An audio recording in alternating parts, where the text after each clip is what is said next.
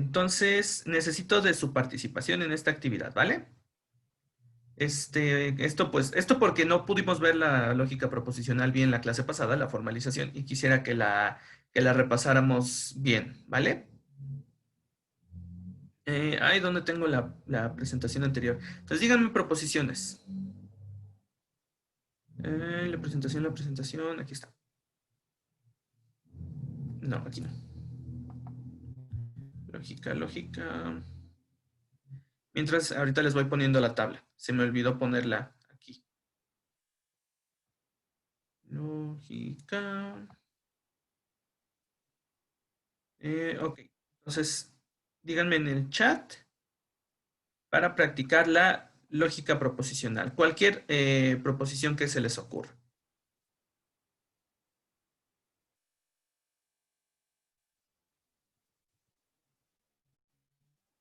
Ok, aquí la tenemos. Entonces, acuérdense de esto, de los conectivos y bueno, esto es todo lo que necesitamos, saber cuáles son los conectivos, las conectivas lógicas y basados en eso, pues podemos ya crear proposiciones. Bueno, voy a empezar yo, ¿vale? Déjenme cambiar la vista para que podamos. Bueno, ¿sí ven el documento? Ver. eh, Pantalla completa. Aquí está. Entonces, bueno, voy a empezar yo. Voy a empezar yo con un ejemplo, ¿vale? Y voy a poner la proposición: me gustan los perros. ¿Y qué letra proposicional le voy a dar? La P, ¿vale? Entonces, acuérdense que en lógica proposicional cada letra simboliza un enunciado sencillo, una proposición completa, ¿vale? No me importa el contenido que tengan. ¿Por qué? Porque lo que voy a hacer es manipularlas como si fueran fórmulas, solo con fórmulas, ¿vale? Entonces, si yo digo me gustan los perros, no importa el contenido de esa proposición, solo importa el simbolito que le pongo, la P, ¿vale?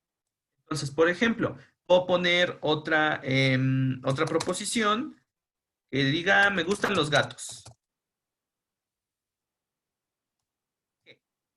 Les puedo poner las letras que yo quiera. Y quizá pueda poner, no me gustan, más bien, me gustan los insectos. Sí, me gustan los insectos, ¿vale? Y a esta le voy a poner la letra I, ¿vale? Ahí, I. Y listo. Son mis letras para proposiciones. Entonces, con estas letras puedo crear proposiciones, digo, fórmulas compuestas, ¿no? Proposiciones compuestas. Por ejemplo, puedo crear la proposición compuesta, me gustan los perros y me gustan los gatos. Es una conjunción. Me gustan los perros y me gustan los gatos. Y la forma de juntar estas sería P y Q, ¿vale? No encuentro el simbolito del I, pero vamos a poner este gorrito.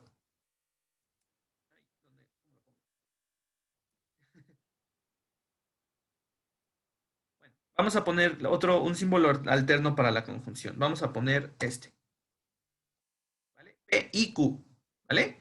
Entonces, ¿esto qué es? Es una conjunción. Me gustan los perros y me gustan los gatos. Fácil, ¿no? Pero, por ejemplo, puedo poner una proposición conjunta negada. Puedo poner no me gustan los insectos. De nuevo, la proposición sencilla, atómica, es me gustan los insectos. Y la proposición negada es no me gustan los insectos. Entonces, fíjense que le estoy agregando un símbolo de negación, ¿vale? Entonces, no, y esto es una proposición porque ya tengo una proposición y un conectivo. El conectivo negación. Este de arriba es una proposición compuesta porque tengo dos letras proposicionales, dos proposiciones particulares y un conectivo. Y, ¿vale? me gustan los perros y me gustan los gatos. Una conjunción de dos proposiciones.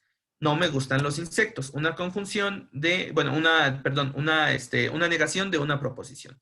Entonces, así armamos proposiciones compuestas, ¿vale? Puedo poner también una disyunción, por ejemplo. O me gustan los perros o me gustan los gatos. Entonces, esta afirma que o uno u otro o los dos, no que los dos a fuerzas, ¿vale? Entonces, o me gustan los perros o me gustan los gatos. Entonces, puedo poner P o Q, ¿vale? P o Q. Y tenemos una disyunción. Disyunción. A lo mejor no se ve muy bien. Entonces, así básicamente es como armamos proposiciones. Bueno, aquí vamos a ponerle negación, ¿vale? Entonces, siempre podemos dar ciertas proposiciones, asignarle ciertas letras y dar relaciones lógicas con esas letras, ¿vale? Entonces, bueno, vamos a ver ahora lo contrario, es decir, no solo cómo crear proposiciones compuestas, sino cómo analizar ya cuando nos dan las fórmulas ya compuestas, ¿vale? Entonces, por ejemplo, si nos ponen T, o bueno, S, entonces T, tenemos una relación de condicional, ¿vale? Y nos ponen que esto significa no lo sé. O bueno, si voy a la escuela, entonces, no lo sé, si voy a la escuela, entonces tomo clase. ¿No? Fácil. Y podemos ver que tenemos un condicional por la forma sí, entonces, ¿no? Las palabras sí y entonces me dicen que tengo un conectivo condicional. Sí, entonces. Y mis dos proposiciones son voy a la escuela y tomo clase, ¿vale? Entonces, les van a dar ejercicios, por ejemplo, en los que les pongan cuál es la formalización correcta de de los siguientes enunciados, ¿no? Y ustedes tienen que elegir entre varias fórmulas y tienen que seleccionar la que sea correcta. Les voy a dejar una tareita de esto, ¿vale? Bueno, va a tener 2 días de límite de entrega. Entonces, si voy a la escuela, entonces tomo clase. Pues fácil, ¿no? S, voy a la escuela, T, tomo clase. Y, por ejemplo, si les pueden poner un enunciado, como les digo, les pueden poner un enunciado y que ustedes elijan la formalización. Por ejemplo, si yo pongo el enunciado, saco 10, bueno, con palabras, saco 10, sí y solo si entrego trabajo final. ¿Cuál sería la formalización correcta de este enunciado, de esta posición compuesta? Bueno, le podemos poner una letra A al enunciado saco 10 o, sí, bueno, obtengo 10. Bueno, está bien, obtengo 10 porque suena más formal, ¿no? Obtengo 10 y solo si entrego trabajo final. Entonces, un enunciado es obtengo 10. Vamos a ponerle la letra D. Y solo si tenemos un conectivo bicondicional, ¿vale? Tenemos este último de acá. Entonces le vamos a poner una cabecita acá, dos acá, acá, flecha doble y la otra proposición, entrego trabajo final. Entonces vamos a ponerle la proposición F. Saco 10, obtengo 10 sí, solo si entrego trabajo final. D, sí y solo si F, ¿vale? Y así formalizamos las oraciones, ¿ok? Entonces, estos son ejemplos. Ejemplos que yo pongo, que a mí se me ocurren. Pero ahora ustedes denme, ahora sí, vamos a hacer lo mismo, pero ahora ustedes denme proposiciones. Díganme, así, cualquier cosa que se les ocurra, cualquier enunciado que se les ocurra, vamos a ponerlo. y vamos a ver qué relaciones lógicas podemos crear entre los enunciados que ustedes me digan. ¿Sale?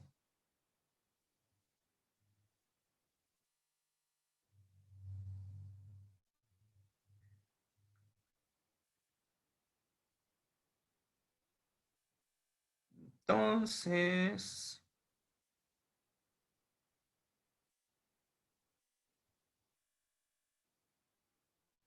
cualquier enunciado, cualquier proposición sencilla que se les ocurra.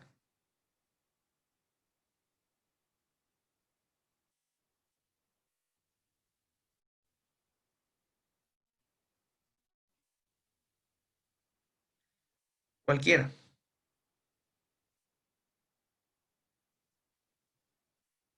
Mm, ¿Nada? Bueno, entonces, bueno, espero que con estos ejemplos que yo puse sea, pues, sea suficiente de formalización. Les voy a poner aquí unos recursos ahí, unos documentos, pues a lo mejor y ayudan también un poquito a que lo hagan por su cuenta, ¿vale? Bueno, cerramos este y pongamos ahora la presentación. Uy, bueno, entonces, vamos a seguir con los temas de lógica, ¿vale? Y ahora vamos a ver la argumentación, bueno, digo la argumentación, la deducción. Es decir, se acordarán que les comentaba de los tipos de argumentos, deductivo, inductivo, por analogía, bla, bla, bla. Bueno, aquí en este caso vamos a ver características de los argumentos deductivos, ¿vale?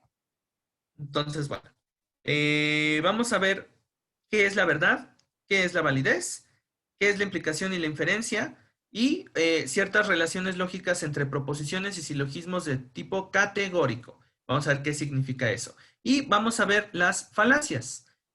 Bueno, cierto tipo de falacias llamadas falacias no formales, ¿vale? Entonces, bueno.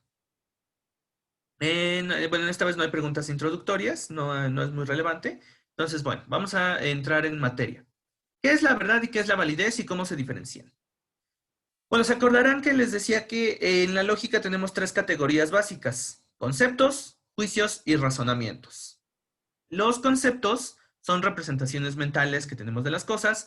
Los juicios son caracterizaciones que hacemos de las cosas, es decir, decimos cómo son o cómo nos parecen. Y los razonamientos son una serie de juicios encadenados, que, o sea, es decir, que de varios juicios llamados premisas, obtenemos otro juicio llamado conclusión, ¿vale? Entonces, la validez de un argumento, digo, la verdad y la validez corresponden a distintos niveles, ¿vale? La verdad le corresponde a los juicios o a las proposiciones, y la validez le corresponde a los razonamientos, ¿ok?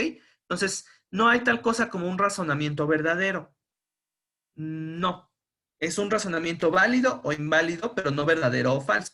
Y por lo mismo no hay un juicio válido o un juicio inválido. Es un juicio verdadero o un juicio falso, ¿vale? Entonces, esa es la principal diferencia, que la verdad se aplica a los juicios y la validez se aplica a los razonamientos, ¿ok? Bueno, la verdad, a veces es ¿cómo establecemos la verdad de un juicio? Bueno, hay muchas formas. Se la podemos simplemente asignar, podemos usar el sentido común, podemos usar la investigación empírica, hay muchas formas de establecer la verdad de un juicio, ¿vale? Pero bueno, la verdad, por ejemplo, en lógica proposicional, la verdad es asignada a las proposiciones. En otros tipos de lógica, como la lógica silogística, la verdad establece ciertas relaciones. La verdad de los juicios les da ciertas propiedades, ¿vale? Y esto lo vamos a ver ahorita. Entonces, bueno, en un razonamiento, las relaciones entre la verdad de las premisas y la conclusión determinan la validez del argumento final, ¿vale? Entonces, bueno, la verdad se aplica a los juicios, muy importante, ¿no? Y dependiendo de qué juicios sean verdaderos y qué juicios falsos, un razonamiento va a ser válido o inválido, ¿vale? Pero no hay razonamientos ni verdaderos ni falsos. Ahora, la validez, por su parte, pues es una propiedad de los razonamientos, ¿no? Y esto tiene que ver con, uno, que el razonamiento tenga una, digamos que la conclusión sea consecuencia lógica de las premisas, por un lado, y por otro lado, que la forma en la que obtuvimos la conclusión sea una forma válida, ¿vale? Sea una forma deductiva válida. Acuérdense que estamos viendo solo razonamientos deductivos. Razonamientos inductivos los vamos a ver la siguiente clase. Entonces, cuando veamos metodología de las ciencias. Entonces, bueno, para que un razonamiento sea válido tiene que tener estas dos características, ¿ok? La conclusión debe ser consecuencia lógica de las premisas, es decir, que si las premisas son verdaderas, la conclusión tiene que ser verdadera. Lo que no puede suceder es que las premisas sean verdaderas y la consecuencia falsa. Porque lo que queremos es que un razonamiento nos lleve de cosas verdaderas a cosas verdaderas, que nos preserve la verdad, ¿no? Si decimos verdades como premisas, si usamos verdades como premisas, pues queremos que la conclusión también sea una verdad, ¿no? Esto de cajón, porque si no, si no, no habría forma de argumentar, ¿no? Si decir premisas verdaderas nos llevara a una conclusión falsa, esto pues, iría en contra de la intención de la argumentación, ¿no? Lo que queremos es que las premisas verdaderas no puedan tener una conclusión falsa. Y por lo tanto un argumento inválido es aquel en el que las premisas son verdaderas y la conclusión es falsa, o la premisa o la conclusión no tiene relación lógica con las premisas, ¿vale? Que la conclusión no se obtuvo de una forma válida, de una forma deductiva aceptable, ¿vale? ¿Sí me explico? Hasta aquí vamos bien, ¿dudas?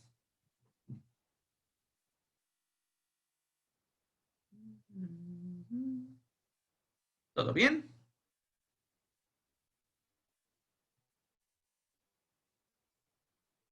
Ok, parece que todo bien. Vale.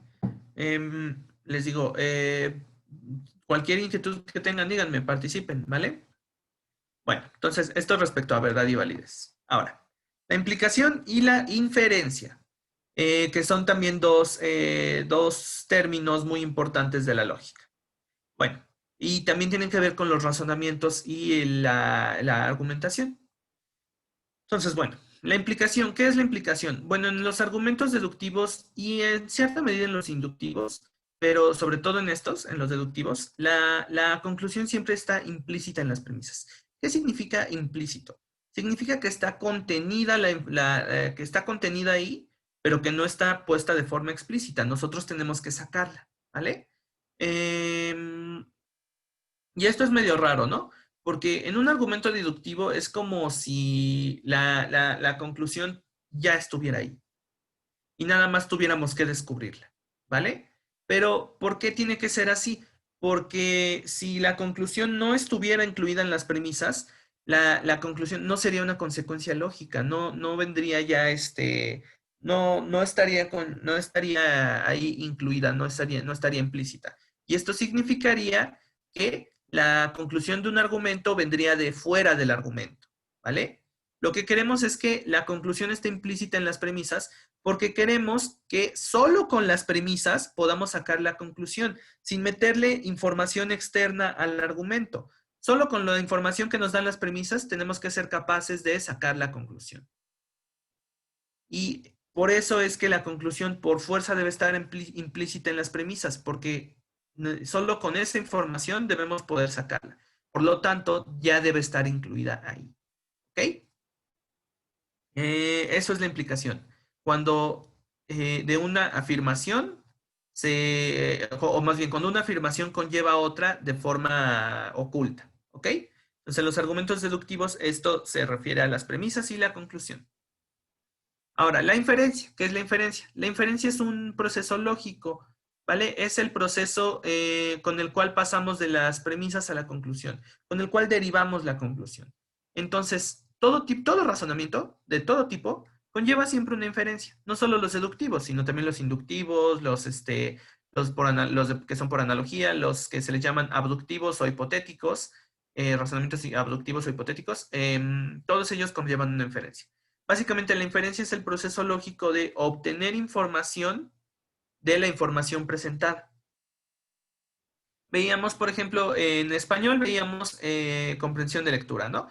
Y veíamos que una de las formas de leer textos, por ejemplo, informativos, era hacer inferencia de datos, es decir, sacar datos de lo que nos decía el texto, ¿no?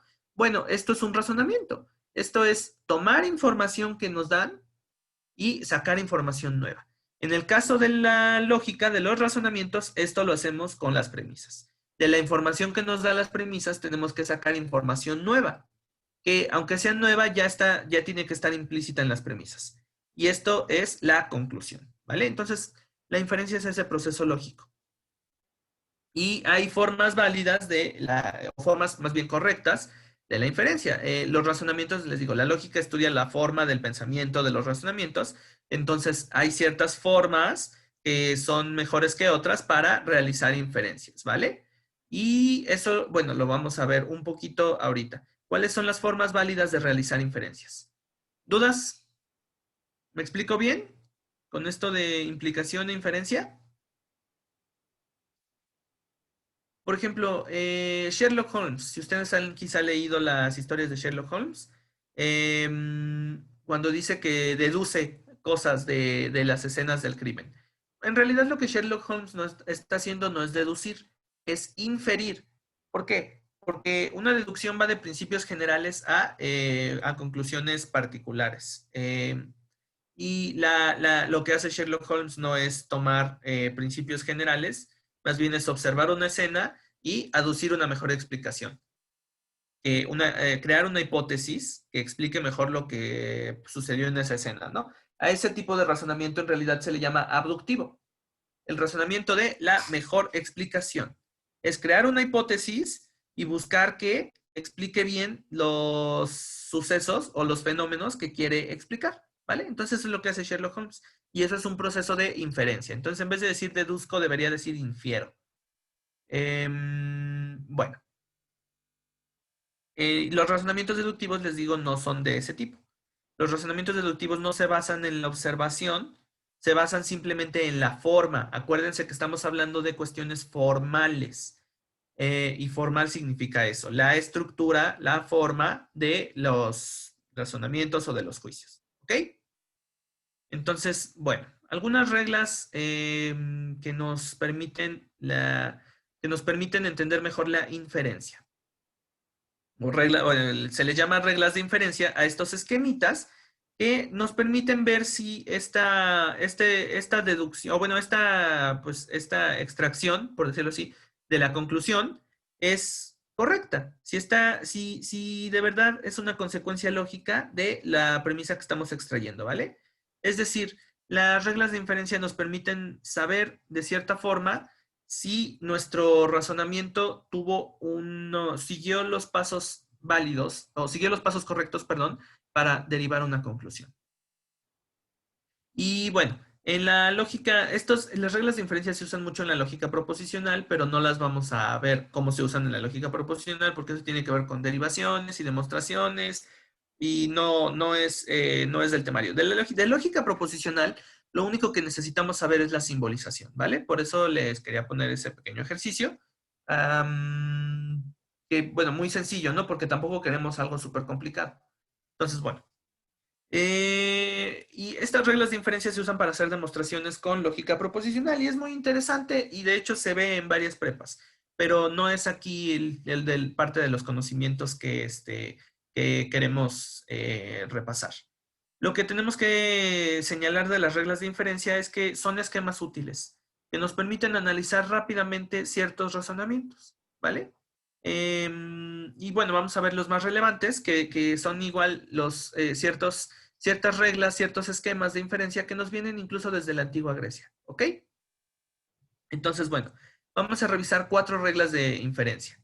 El modus ponens, el modus tollens, el silogismo disyuntivo y el silogismo hipotético, ¿vale? Estas 4 tienen que ver con ciertas relaciones de verdad y los vamos a explicar ahora. Bueno, suponiendo que no haya dudas. ¿Dudas? Ay, disculpen mi greñero. Ok, muy bien, perfecto. Entonces, bueno, las reglas de inferencia, las cuatro reglas de inferencia que hemos mencionado. El modus ponens. Bueno, este término viene del latín y significa modo que afirmando afirma, ya que se oye raro, ¿no? Modus ponendo ponens, modo que afirmando afirma. Pero básicamente lo que dice es que afirmando, bueno, si tenemos un condicional, dos afirmaciones que son antecedente y consecuente de un condicional, si el antecedente es verdadero, el consecuente tiene que serlo también. Punto. ¿Vale? Si tenemos una relación de consecuencia entre premisas y conclusión, por ejemplo, cuando hablamos de razonamientos, bueno, si la conjunción de las premisas es verdadera, la conclusión tiene que ser verdadera, ¿vale? La verdad de una premisa o cuando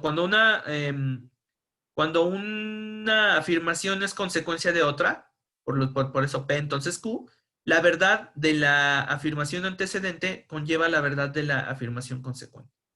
¿A qué, por ejemplo? Podemos poner varios ejemplos. Podemos decir, si te caes, te pegas. P, entonces Q. Si es verdadero que te caes, es verdadero que te pegas. Si es verdadero P, es verdadero Q, ¿vale? Eso es todo lo que nos dice. Afirmando, es decir, afirmando el antecedente, afirma el consecuente. Por eso es el modo que afirmando afirma. Modus ponendo ponens. ¿Ok? Entonces, si te caes, te pegas. Te caes, por lo tanto, te pegas. Si paseas al perro, se cansa. Si paseas al perro, entonces se cansa. Si sucede P, es decir, paseas al perro, entonces sucede Q, sucede que se cansa, ¿no? Si es verdad, el antecedente tiene que ser verdad el consecuente para que la inferencia sea válida, ¿ok? Y eso es todo lo que dice. Pero pues es una regla extremadamente relevante en la lógica, no solo en la proposicional, sino en toda la lógica. ¿Por qué? Porque consideren que si una proposición implica otra, pues esta es una relación lógica en la que la verdad del antecedente conlleva la verdad del consecuente, ¿vale? Y esto vale para cualquier afirmación. No solo lo aplicamos en el contexto de lógica proposicional. Aquí usamos las letras de la lógica proposicional para ilustrar, o más bien para representar la relación lógica, ¿vale? Entre una afirmación antecedente que conlleva una afirmación consecuente. Entonces, ejemplos podemos dar muchos. Si llueve, entonces te mojas. Entonces, es verdadero que llueve. Tiene que ser verdadero que te mojas, ¿no? P, entonces Q. P, por lo tanto Q. Y ya, eso es todo. Entonces, pero es importante porque la consecuencia la consecuencia es la relación que nos permite establecer cuando una cuando una conclusión se sigue de varias premisas, ¿vale? La consecuencia lógica. Entonces, las afirmaciones condicionales son muy importantes en la lógica por eso. Imaginen, por ejemplo, que P es un conjunto de premisas. Si todo ese conjunto de premisas es verdadero, todas esas premisas son verdaderas y todo su conjunto es verdadero, toda su conjunción es verdadera, pues la conclusión que se derive de ese argumento también tiene que ser verdadera, ¿vale? Entonces, afirmando una serie de conclusiones, afirmamos también, perdón, afirmando una serie de premisas, afirmamos también la conclusión. O cuando tenemos solo dos afirmaciones. Afirmando la condición, afirmamos la consecuencia. ¿Vale? Fácil. ¿Sí me explico? ¿Dudas? Quizá alguien pueda dar un ejemplo de una oración condicional y para que la analicemos, hagamos una inferencia mediante el modus tollens. Díganme. Me gustaría ver participación.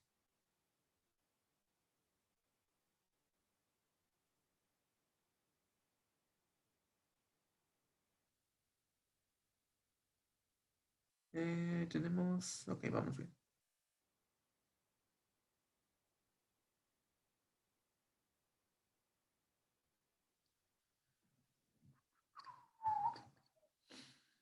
Bueno, entonces supongo que no hay dudas ni problemas. Em, bueno, esto respecto a el modus ponens. Entonces, es muy fácil de entender, pero a la vez es muy, muy importante, ¿vale? Tenemos, la consecuencia es una relación lógica entre dos afirmaciones o entre un grupo de afirmaciones y una afirmación particular, premisas y consecuencia, ¿vale? Y todos los razonamientos tienen una relación de consecuencia entre sus premisas y su conclusión. Esto es muy importante, ¿ok? Entonces, otro modo de, o bueno, otra regla de inferencia, otro modo de sacar una conclusión de unas premisas. El modus tollens. Y el modus tollens significa modo, bueno, modus tollendo tollens, que igual de latín, significa modo que negando niega. Modo que negando niega. ¿Qué significa eso? Establece igual, cuando tenemos igual una relación de consecuencia lógica, de tipo P entonces Q, o sea, o una relación de consecuencia material, en el caso de la lógica proposicional, P entonces Q, la negación del consecuente, de la afirmación consecuente, implica la negación de la afirmación antecedente. Fíjense que esto se relaciona con el modus ponens. Si afirmamos la primera, afirmamos la segunda, pero si negamos la segunda, negamos la primera. P entonces Q es falso que Q, por lo tanto es falso que P, ¿vale?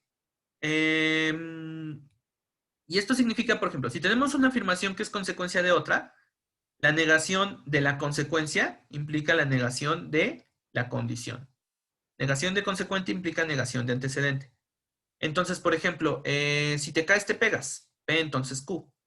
Si no te pegas, entonces no te caíste. Fácil, ¿no? Si te pegas, perdón, si te caes, entonces sucede que te pegas.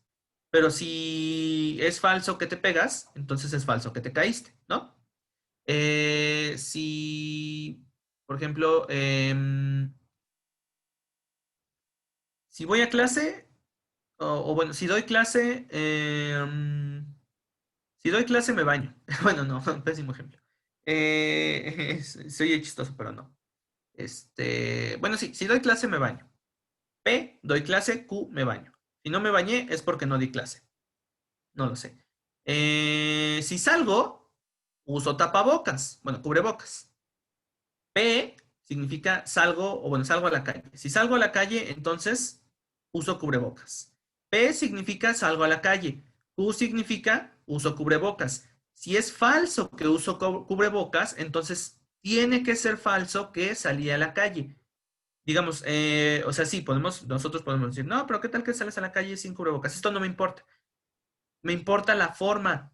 Y como en la forma de la afirmación estoy poniendo a ambas afirmaciones en una relación de consecuencia, la forma me dice que la negación del consecuente es la negación del antecedente.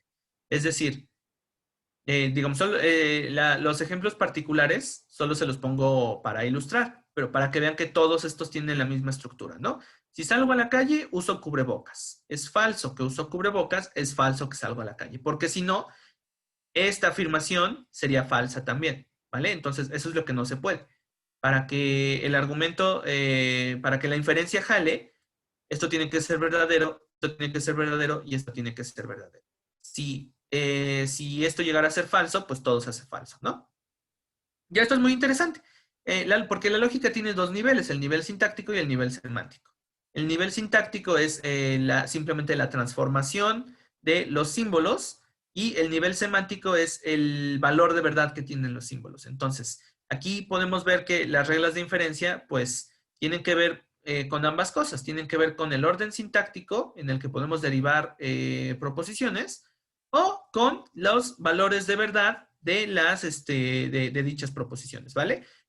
Sobre qué valores de verdad tienen que tener para que esto sea un esquema de inferencia válido. Entonces, por ejemplo, esta tiene que ser verdadera. P, entonces Q. No Q tiene que ser verdadera, ¿no? Porque acuérdense, premisas verdaderas. Entonces, de inicio esto ya me dice que como la negación de Q tiene que ser verdadera, Q tiene que ser falsa. Y si Q es falsa, P también tiene que ser falsa. ¿Por qué? Porque no se puede que P sea verdadera y Q falsa. Entonces, esto ya nos dice que P debe ser, que P debe ser falsa y por lo tanto la negación de P debe ser verdadera. Y ese es cómo se van encadenando los valores de verdad en una inferencia. Lo mismo vale para el modus ponendo ponens. Esta tiene que ser verdadera, P entonces Q. Esta también tiene que ser verdadera, P. Entonces P es verdadera, por lo tanto Q no puede ser falsa, por lo tanto Q debe ser verdadera. Conclusión, Q. Y ya, ¿vale? Entonces, las reglas de inferencia precisamente nos permiten hacer eso. Nos permiten ver si un razonamiento es válido y ver si nos lleva de premisas verdaderas a una conclusión verdadera. Porque también puede que nos lleve de premisas falsas a una conclusión falsa. Pero este tipo de argumento no nos permite progresar, ¿vale? Lo que queremos es que los argumentos nos lleven de cosas verdaderas a cosas verdaderas. ¿Ok? Entonces, modus ponendo ponens y modus tollendo tollens. Entonces, podemos poner infinidad de afirmaciones. Si te caes, te pegas. Si doy clase, me baño. Si el perro, si paseas al perro, entonces se cansa. Si es falso que el perro se cansa, o sea, si el perro no se cansa, entonces es falso que lo sacaste a pasear, ¿no? Si no se cansó, lo sacaste a pasear. Ahora, hay algo muy importante. Hay que intentar no, lo contrario no es válido, no es una forma de inferencia válida. Por ejemplo, en el modus ponens, afirmar el consecuente no significa afirmar el antecedente. Es decir, la forma P, entonces Q, por lo tanto P, no es válida. Solo es afirmar el antecedente y afirmar el antecedente afirma el consecuente, pero afirmar el consecuente no afirma el antecedente. Por ejemplo, si sacas al perro, se cansa. A lo mejor es verdad que el perro se cansa, pero eso no necesariamente hace verdadero que sacaste a pasear al perro. ¿Por qué? Porque a lo mejor se cansó de jugar dentro de la casa, no lo sé. Razones hay muchas y no nos importan porque no nos importa el contenido, nos importa la forma. Y la forma del condicional dice que si el consecuente es verdadero, el antecedente también, el antecedente no por fuerza tiene que ser verdadero. El antecedente puede ser falso y el consecuente verdadero perfectamente. Entonces, por eso la afirmación del consecuente no vale. P entonces Q, P por lo tanto Q, pero no podemos poner Q por lo tanto P, ¿ok? Lo mismo en el modus tollens. No podemos negar el antecedente para negar el consecuente. Solo podemos negar el consecuente y eso niega el antecedente, ¿vale? Entonces hay que tener mucho cuidado de no caer en estas trampas. De hecho, estas trampas en las que hacemos razonamientos inválidos con reglas de inferencia, bueno, no sin seguir las reglas de inferencia, se le llaman falacias, no, falacias de tipo formal, ¿vale? Vamos a ver más acerca de las falacias, pero a estas falacias se les llama así, de tipo formal, porque la invalidez del razonamiento se da en la forma en la que hacemos la inferencia. Entonces ponemos, por ejemplo, el ejemplo de si sacas al perro, entonces se cansa. Imagínense que no sacas al perro. Esto no significa necesariamente que el perro no se va a cansar, porque puede cansarse por otras razones, ¿no? Que no nos importan. Solo nos importa saber que la negación del antecedente no incluye la negación del consecuente. Bien puede ser que el antecedente sea falso y el consecuente verdadero. Pero si el consecuente es falso, el antecedente tiene que ser falso, ¿vale? Entonces, fíjense en esta relación entre los valores de verdad. Ok. ¿Dudas? ¿Dudas, inquietudes? ¿Se entiende? O quizá podamos explicar algo de nuevo o dar más ejemplos.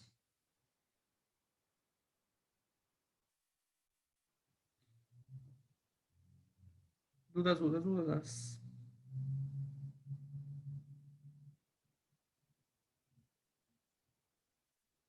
¿Todo bien? ¿Vamos bien? ¿No es muy complicado?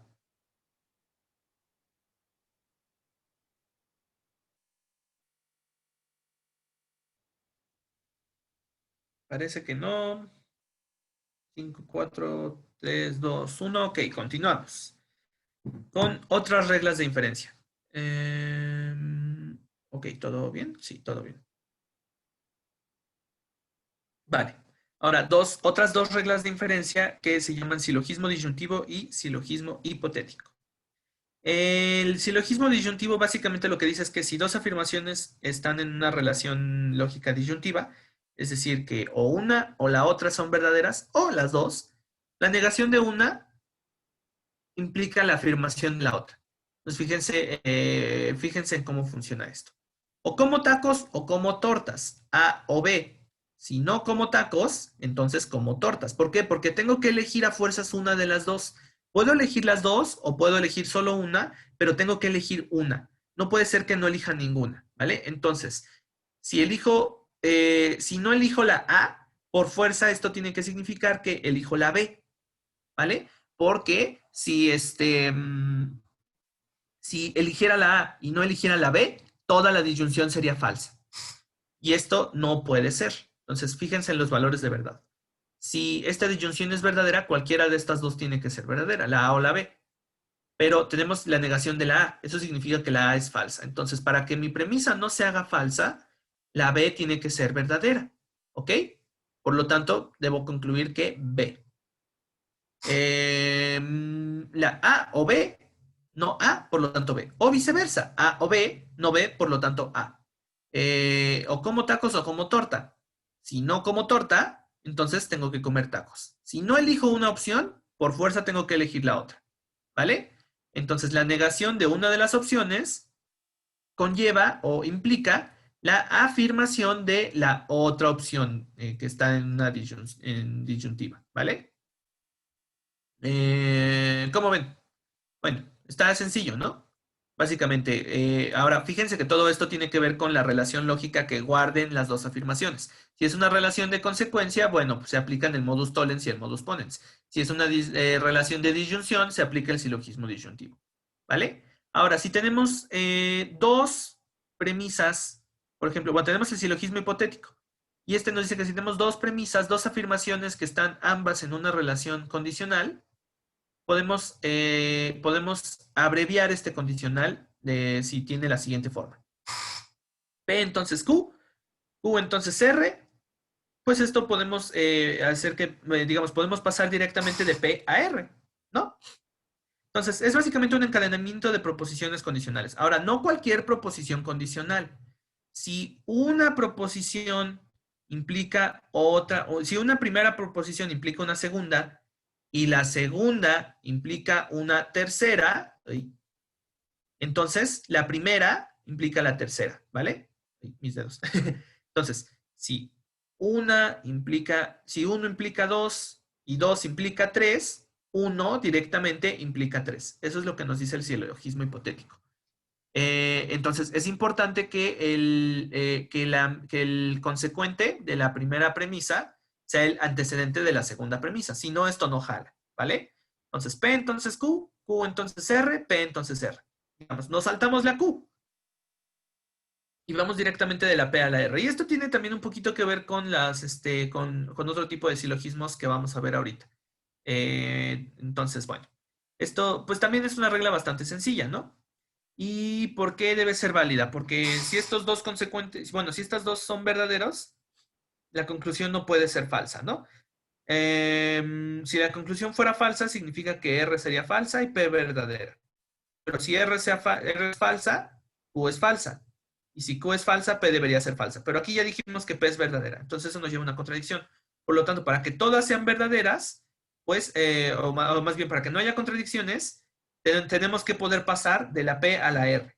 ¿Vale? La verdad de la P, la afirmación de la P, me da la afirmación de la R. Es decir, es como abreviar el silogismo y es como si para evitar hacernos, por ejemplo, para evitar pasar por dos modus ponens, ¿no?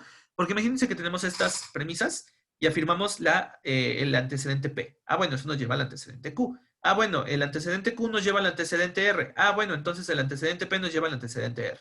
Se van encadenando, ¿no? Y le podemos encadenar incluso más silogismos. P, Q, R, S, T, por ejemplo. P entonces Q, Q entonces R, R entonces S, S entonces T.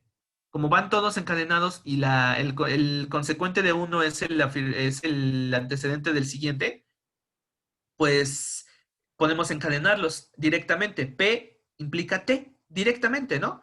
Porque si tenemos P, hacemos el modus ponens, tenemos Q. Si tenemos Q, hacemos el modus ponens y tenemos R. Si tenemos R, hacemos el modus ponens y tenemos S. Y si tenemos S, hacemos el modus ponens y tenemos T. ¿Vale? Lo mismo aquí. Si P es verdadera, Q debe ser verdadera. Si Q es verdadera, R debe ser verdadera. Por lo tanto, si P es verdadera, R debe ser verdadera. ¿Vale? Fíjense cómo se encadenan los valores de verdad. En el silogismo hipotético. Ok. Esto respecto a las reglas de inferencia. Los noto muy callados. ¿Estamos bien? ¿Hay dudas? ¿No lo expliqué muy rápido o muy confuso o no hay que regresar quizás sobre algo, sobre algún tema? ¿Vamos bien?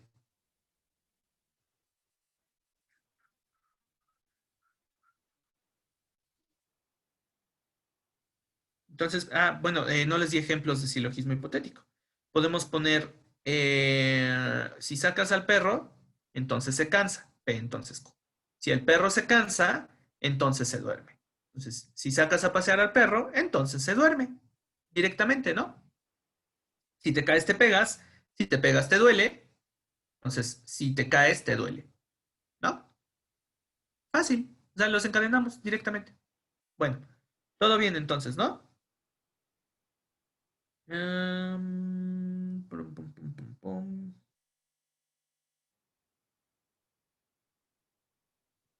Ok, muy bien. Bueno, ay, se me escapa. Bueno, entonces vamos a ver los silogismos y las proposiciones categóricas. Y esto tiene que ver con la lógica de Aristóteles, la lógica aristotélica, ¿vale? Entonces, bueno, acuérdense de proposiciones o juicios y razonamientos. Y vamos a ver cómo se van relacionando y encadenando. Bueno, ya vamos a pasar, digamos, al análisis de razonamientos, digamos, más concretos, ¿no? Las reglas de inferencia nos permiten, bueno, las reglas de inferencia que vimos nos permiten hallar ciertas relaciones lógicas, sí, entre dos afirmaciones. Si ustedes se fijan en todos los ejemplos que dimos, solo tenemos dos afirmaciones, ¿vale? Dos proposiciones. Y de hecho, no nos fijamos en el contenido de las proposiciones. PQQP, PQQR, PR. Bueno, en el caso del silogismo hipotético tenemos tres, pero bueno. AB, AB. Fácil, ¿no?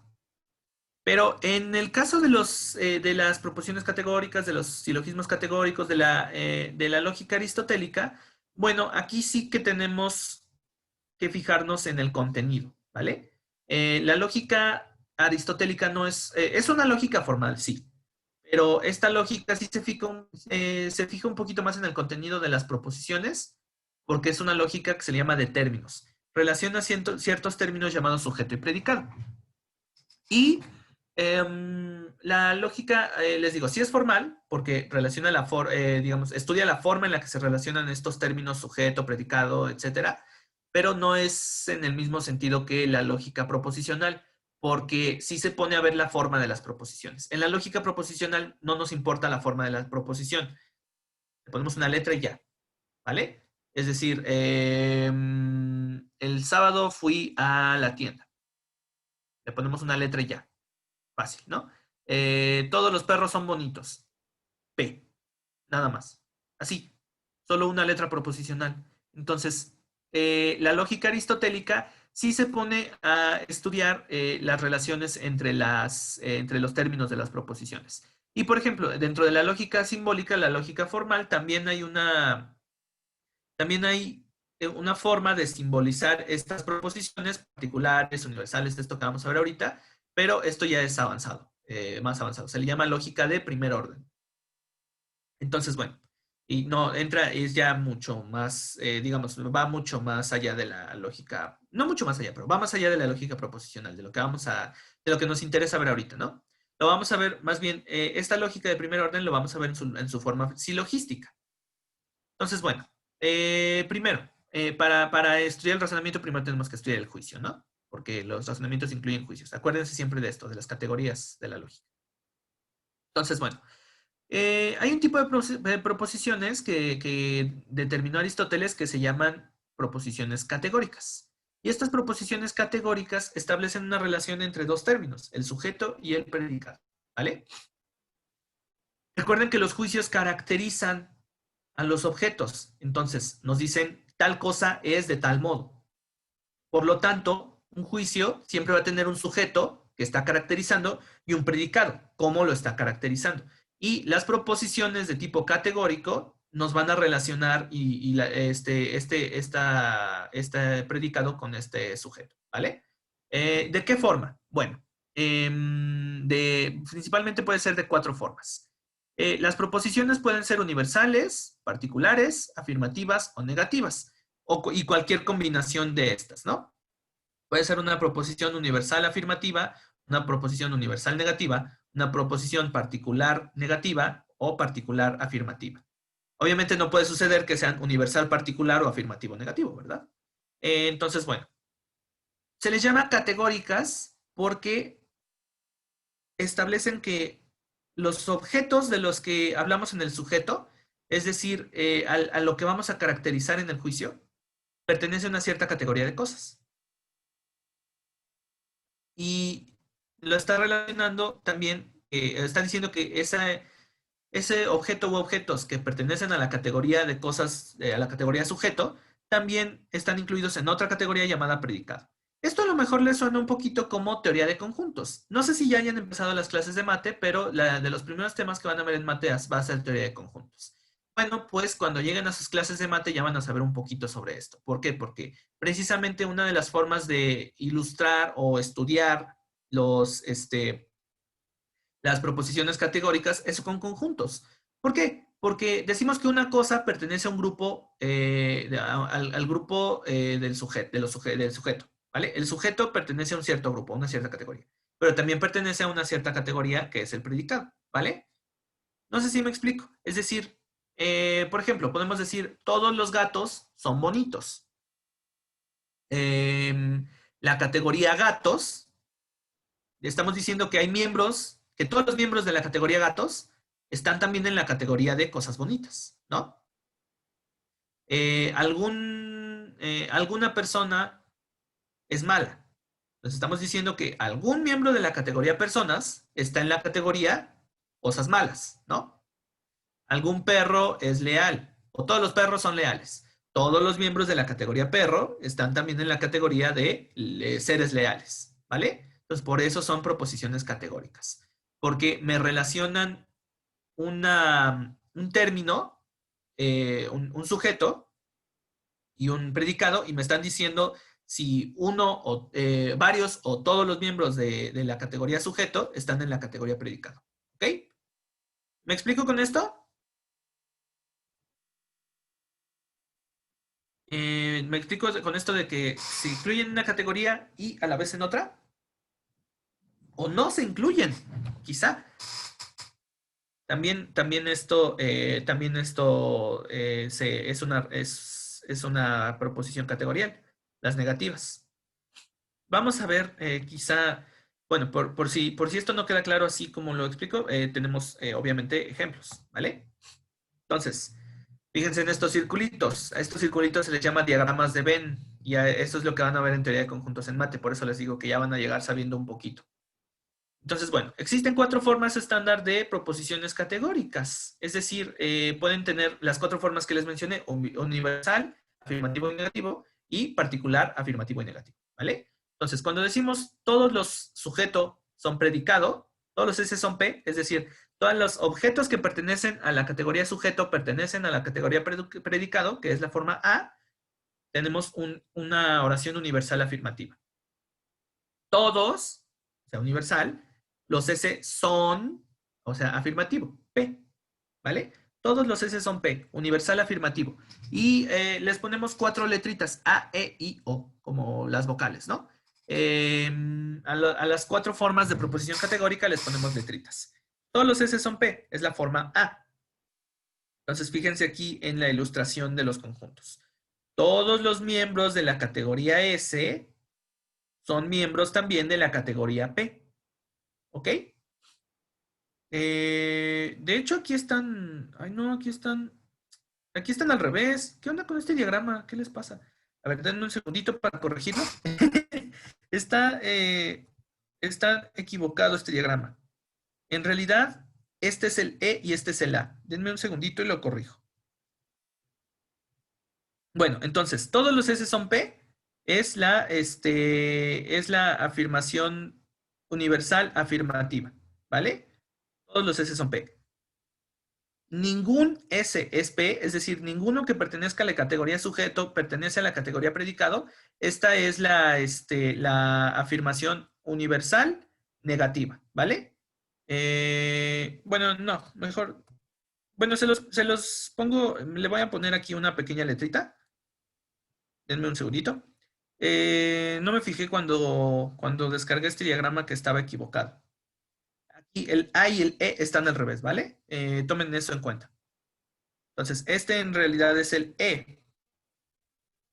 Vamos a ponerle negrita y vamos a ponerle un tamaño más chiquito. Listo. Este es el E, no el A. Y el otro es el A. Entonces, sí. Bueno, vamos a ver cómo se ilustra el diagrama de Venn. Ay, no, lo puedo manipular. Ok, disculpen este pequeño error. Y este no es el E, es el A. ¿Ok? Entonces, bueno, continuamos. Continuamos. Ah, debí haberme fijado que estaba equivocado. Ok, entonces, bueno, todos los S son P. Entonces, fíjense en estos conjuntos. Todos los miembros del conjunto S son también miembros del conjunto P.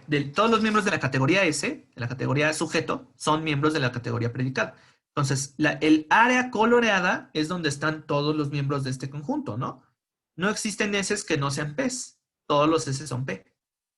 Por ejemplo, todos los perros son bonitos. No existen miembros del conjunto de los perros que no sean miembros del conjunto de las cosas bonitas. Entonces, todos los miembros del conjunto de los perros están en el conjunto de las cosas bonitas, ¿no? Y está fácil, ¿no? Todos los S son P. Bueno, todos están en la intersección de ambos conjuntos. Ahora, ningún S es P, la forma E de las proposiciones categóricas. Ningún S es P. Esto significa que todos los S no son P. Ninguno que esté en la categoría S está también en la categoría P. Entonces, todo lo que está coloreado es lo que está afuera de la intersección. ¿Por qué? Porque en esta intersección se encuentran las cosas que pertenecen a ambas categorías. Y lo que nos está diciendo, ningún S es P, nos está diciendo que nada de lo que está en este conjunto está también en este otro. Nada de la categoría S pertenece también a la categoría P. ¿Vale? Entonces, por eso se ilumina solo la parte del conjunto S que no se intersecta con el conjunto P, que es lo contrario al conjunto A. Bueno, a la afirmación A. Dice que todos están en esta intersección. Fíjense que son áreas complementarias, ¿no? Del conjunto S. Entonces, todos los sujetos están en el predicado o ningún sujeto está en el predicado, ¿vale? Entonces, los diagramas de Venn son una forma muy útil de ilustrar estas proposiciones, ¿no? Entonces, bueno, ahora tenemos las formas particulares, la forma I y la forma O, que son el particular afirmativo y el particular negativo. Algún S es P. Alguno que pertenece a la categoría del sujeto pertenece también a la categoría del predicado. Es particular porque no habla de todos, habla de uno o varios, y fíjense en la ilustración en el diagrama de Venn. Aquí está nuestro particular, esta pequeña X, ¿no? Este sí está correcto. Algún S es P, forma I. Algún perro es pelón. Por ejemplo, los cholos, ¿no? Algún perro es pelón. Tenemos aquí a un perro que está tanto en la categoría de los perros, bueno, a un objeto que está tanto en la categoría de los perros como en la categoría de los pelones, ¿no? Algún filósofo es historiador. Bueno, tenemos a esta persona que está en el grupo de los filósofos y en el grupo de los historiadores, ¿no? Está en la intersección. Entonces, fíjense en las secciones de los conjuntos. Esta es la sección de las cosas que pertenecen al sujeto, esta es la sección de las cosas que pertenecen al predicado y esta es la sección que pertenecen a ambas. De los que pertenecen a ambas, perdón. Ahora, el negativo. Algún sujeto no es predicado. Algún S no es P, que es la forma O del silogismo, de la proposición categórica. Entonces, alguno que está en el conjunto de la categoría de las S no está en la categoría de las P. Entonces, mi objeto del que estoy hablando está en la categoría de las S. Es S, pero no es P. Es decir, está aquí, pero no está acá. ¿Vale? Entonces, fíjense cómo se relacionan con el E y el O y el A y el I. ¿Vale? En el A tenemos coloreada toda el área de la intersección porque todos los de una categoría pertenecen a la otra. En la S y la P solo tenemos un puntito porque es solo un objeto el que pertenece a ambas. En la categoría E tenemos coloreado todo lo que no pertenezca a la intersección porque ninguno pertenece a la intersección.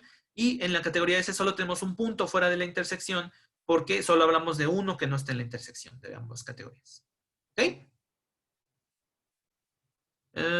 Bien, ¿no hay dudas?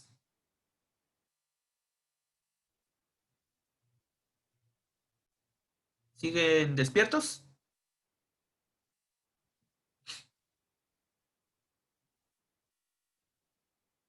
Todo bien, todo bien, todo bien. Ok, perfecto. Bueno,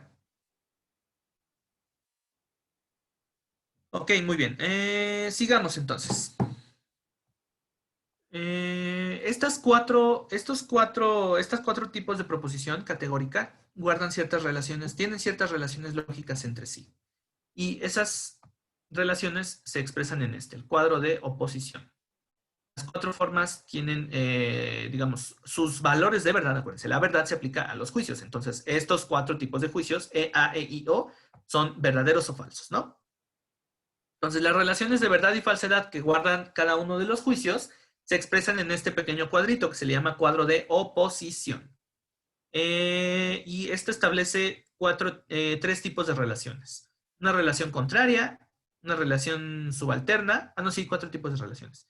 Una contraria, una subcontraria, una subalterna y una contradictoria. ¿Ok? Entonces, fijémonos en estas relaciones lógicas. Tenemos los cuatro tipos de juicios. Universal afirmativo, A, universal negativo, E, particular afirmativo y particular negativo, O. Algún S es P, ningún S es P, perdón, no, qué estupidez, no, todos los S son P, ningún S es P, algún S es P, algún S no es P, ¿vale? Entonces, tenemos aquí del lado izquierdo los afirmativos. Del lado derecho los negativos. Arriba los universales y abajo los particulares, ¿no? Todos, ningún, alguno es, alguno no es. ¿Sale? Entonces, el organizarlos así nos ayuda a ver mejor las relaciones lógicas que tienen todas esas afirmaciones entre sí. Entonces, las proposiciones, bueno, suponiendo que los términos S y P sean los mismos para ambas afirmaciones, ¿no? No podemos, si no, no tienen esta relación lógica. Pero bueno, vamos a verlo ejemplificado. Las proposiciones contrarias, primero, A y E, las dos universales, no pueden ser ambas verdaderas, pero pueden ser ambas falsas. Vamos a ver un ejemplo. Todos los S son P, ninguno S es P. Entonces, todos los perros son bonitos, ningún perro es bonito. Bueno, voy a usar otro ejemplo.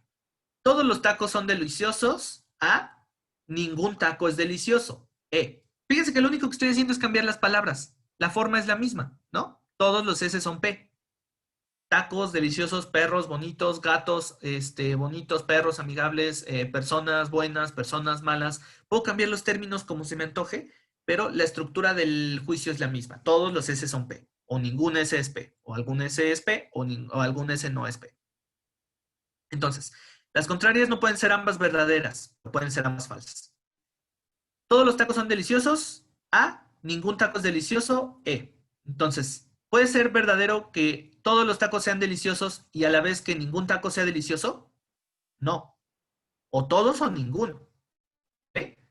Si nos fijamos en el diagrama, si nos fijamos en el diagrama de Venn, esto nos da también un dibujo contradictorio, ¿no? Nos iluminaría ambas partes del círculo de las S. Y esto no se puede. Entonces, estas no pueden ser verdaderas al mismo tiempo. O una o la otra. Pero sí pueden ser ambas falsas al mismo tiempo. Y esto es muy interesante. ¿Por qué? Porque si decimos todos los tacos son deliciosos y esto es falso, esto tampoco significa que ningún taco sea delicioso. Hay tacos que son deliciosos y hay tacos que no son deliciosos. Y esto tiene que ver con las subalternas, que vamos a ver ahorita. ¿Vale? todos los tacos son deliciosos, es verdadero, por lo tanto tiene que ser falso que ningún taco sea delicioso. Y si es verdadero que ningún taco es delicioso, tiene que ser falso que todos los tacos son deliciosos. Ahora, si es falso que todos los tacos son deliciosos, puede también ser falso que ningún taco es delicioso. ¿Por qué? Porque ni todos ni ninguno, unos sí y unos no. Entonces, esto también tiene una consecuencia interesante en la argumentación. Cuando alguien hace una afirmación general, no vale contradecirlo diciendo su afirmación contraria. Lo único que están haciendo es decir cosas opuestas, ¿vale? Se están yendo por dos caminos opuestos, pero no se están contradiciendo. ¿Por qué? Porque estas dos afirmaciones no guardan una relación de contradicción, solo son contrarias, van por lados diferentes. Puede que ambas personas estén equivocadas. Les doy un ejemplo. Si alguien dice, es que todos los hombres son infieles, y alguien le contesta, no es cierto, ningún hombre es infiel. Ambos pueden estar equivocados. Hay unos que sí y unos que no. Entonces, esto no es una refutación válida de la afirmación general, de la afirmación universal. Si yo digo, todos los políticos son corruptos, para refutar esa afirmación no vale decir ningún político es corrupto.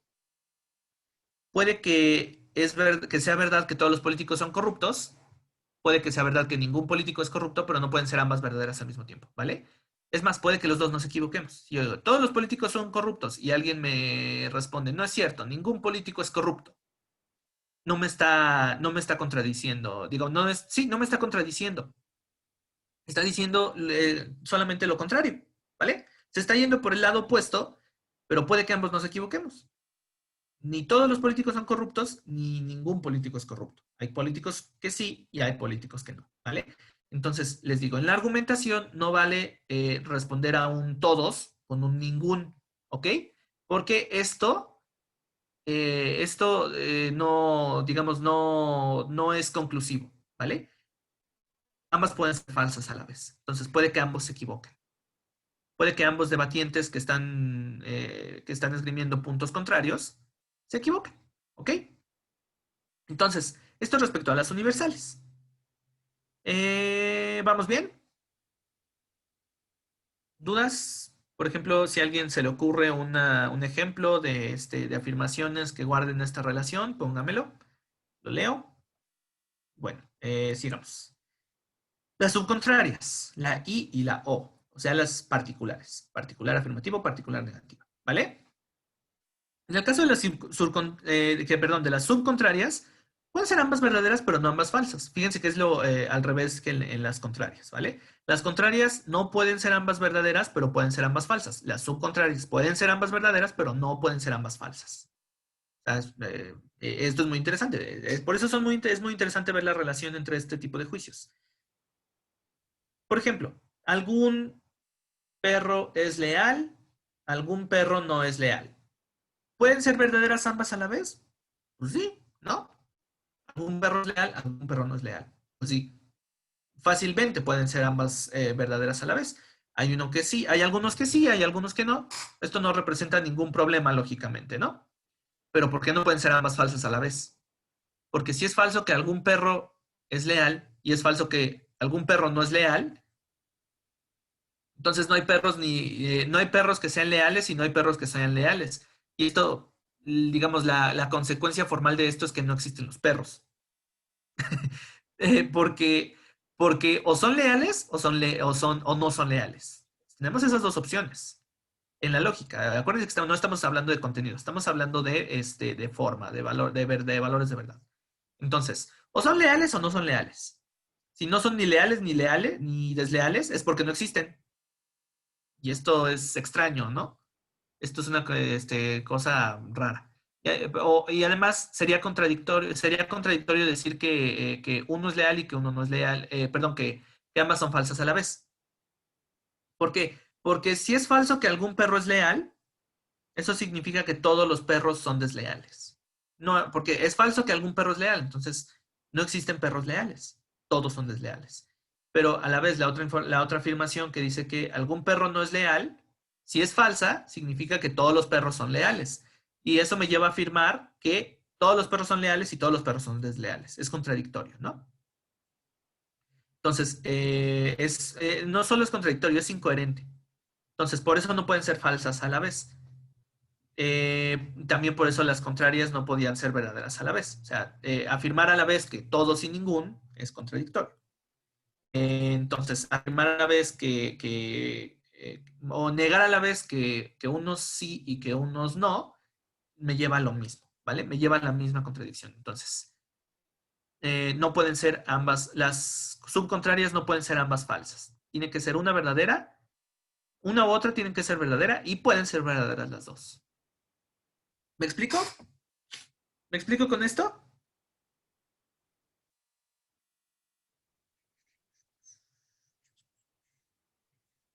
Supongo que sí.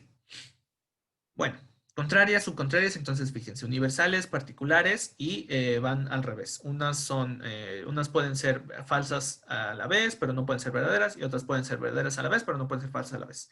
Ahora, las subalternas, que es la relación que guardan los universales con los particulares. La relación de contrarias son las que guardan las universales entre sí, la relación de subcontrarias es la que guardan los particulares entre sí. La relación de subalternas es la que guardan los universales con los particulares. Y las subalternas se le llama así porque la proposición particular depende de la proposición universal. Es decir, si la universal es verdadera, la particular debe ser verdadera.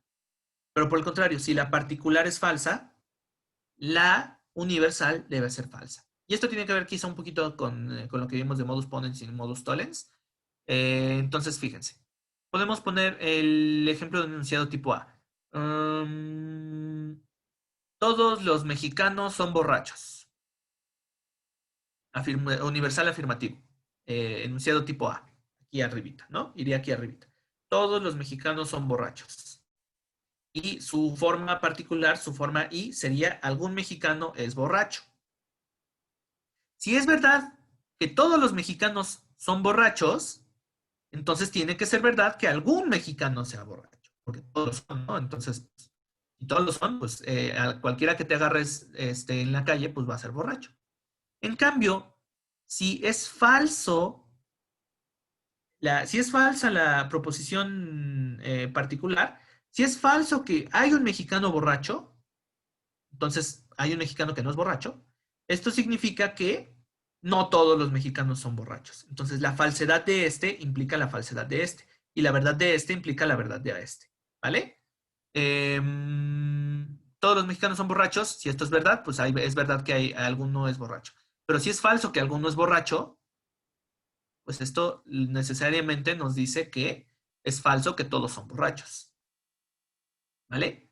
No es cierto que algún mexicano es borracho, hay uno que no.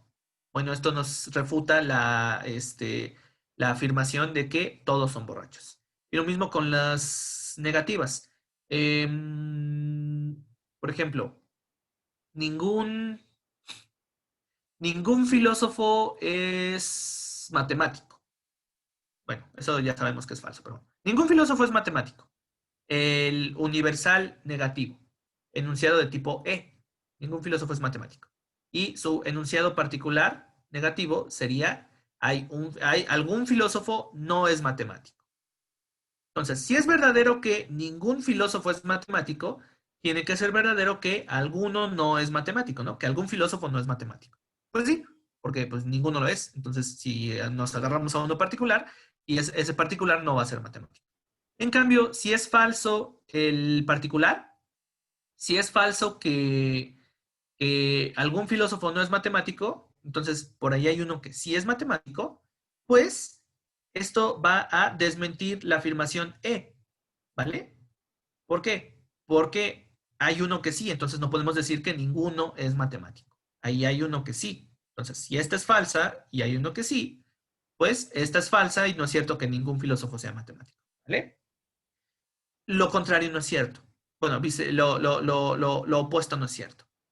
La falsedad del universal no implica la falsedad del particular. Y la verdad del particular no implica la verdad del universal. Si yo digo, hay un perro que es bonito, esto no significa que todos los perros sean bonitos. ¿Vale? Si es verdadero que hay un perro bonito, si hay un perro que hay un perro que es bonito, Entonces, esto no implica que todos los perros sean bonitos. Si es falso que todos los perros sean bonitos, entonces si es falso el universal, esto no significa que sea falso el particular. No es cierto que todos los perros son bonitos. Esto no implica que exista un perro que no sea bonito, ¿vale? Es falso que todos son bonitos, pero no significa que no haya perros que no son bonitos. Puede haber perros bonitos, aunque no todos sean bonitos, ¿ok? Entonces, solo la verdad va de universal a particular y la falsedad va de particular a universal. La verdad del universal hacia el particular verdadero y la falsedad del particular hacia el universal falso. ¿Ok?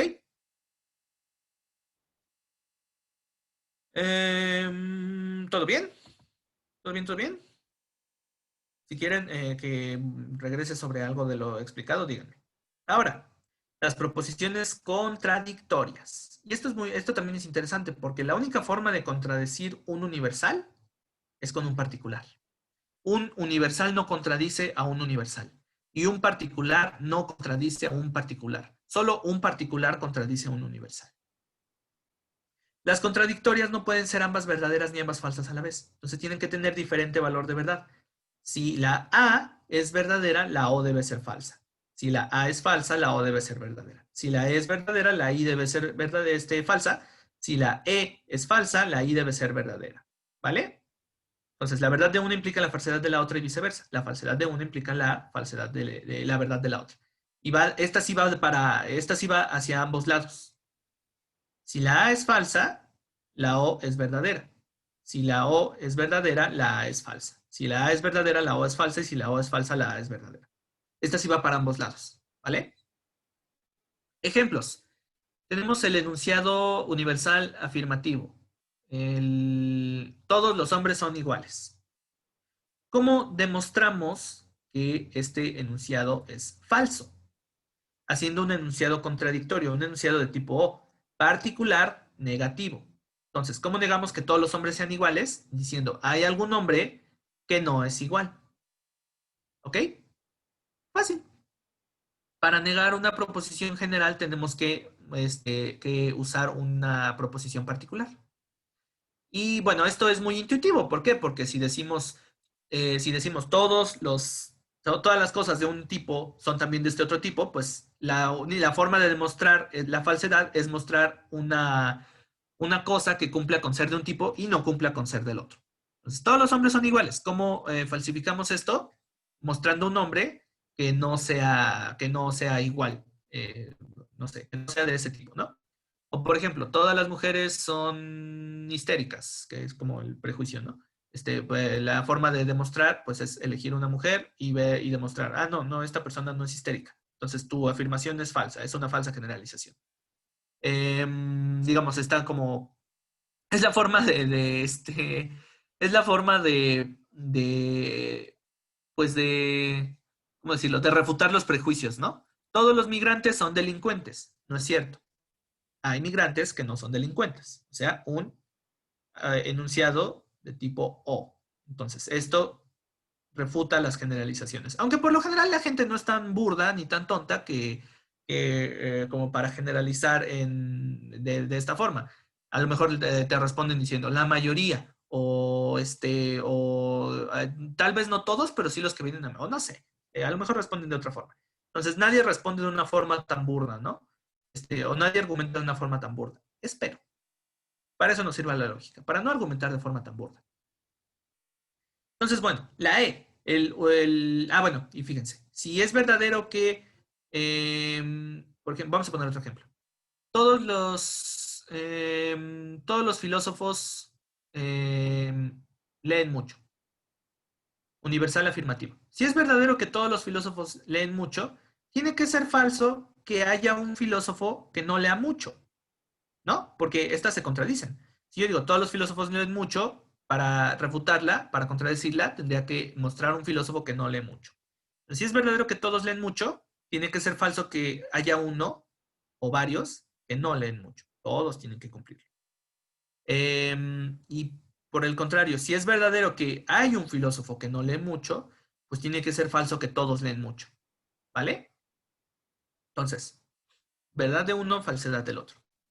Ahora, en el caso de del E y del I, ningún, ningún mexicano, ningún mexicano, vamos a ponerle, ningún mexicano es gringo, no lo sé. Eh, no me importa si son o no, ese es el enunciado y vamos a analizar su forma. Ningún mexicano es gringo. Entonces, ninguno que está en el conjunto de los mexicanos está en el conjunto de los gringos. Si esto es verdad, entonces el particular afirmativo, algún mexicano es gringo, tiene que ser falso. ¿Por qué? Porque si ningún mexicano es gringo, no puede haber un mexicano que sea a la vez gringo. Y por el contrario, si es verdad que hay un mexicano que es gringo al mismo tiempo, tiene doble nacionalidad, tiene que ser falso que ningún mexicano sea gringo, ¿vale? Ninguno es gringo, por lo tanto, si uno lo es, entonces esto hace falso que ninguno lo sea, ¿vale? Lo mismo, misma relación que el A y el O con el E y el I, ¿ok? Entonces, fíjense todo lo que nos puede decir este pequeño cuadrito. Y esto pues obviamente nos sirve para la argumentación, ¿no? Cómo responder a una afirmación universal, a una afirmación universal negativa con una afirmación particular afirmativa. ¿Cómo responder a una universal afirmativa con una particular negativa? ¿Cómo responder a una universal negativa con una particular afirmativa? ¿Vale? O sea, algo contrario, pero también que lo contradiga. Y nunca, por ejemplo, nunca podemos responder a una afirmación particular con otra afirmación particular porque eso no nos lleva a nada. Y no podemos responder a una afirmación universal con otra universal porque eso nada más nos lleva por dos lados opuestos. ¿Ok? Entonces, bueno, ¿vamos bien? Vamos bien de tiempo.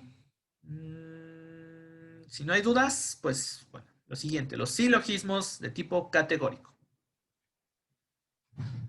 Bueno, un silogismo categórico, pues es un tipo un silogismo es un tipo de razonamiento deductivo, ¿vale? En donde se relacionan estos términos, ¿vale? Se relacionan tres términos, uno que se llama mayor, uno que se llama menor y uno que se llama medio, ¿vale? El término medio es el que conecta a los otros términos.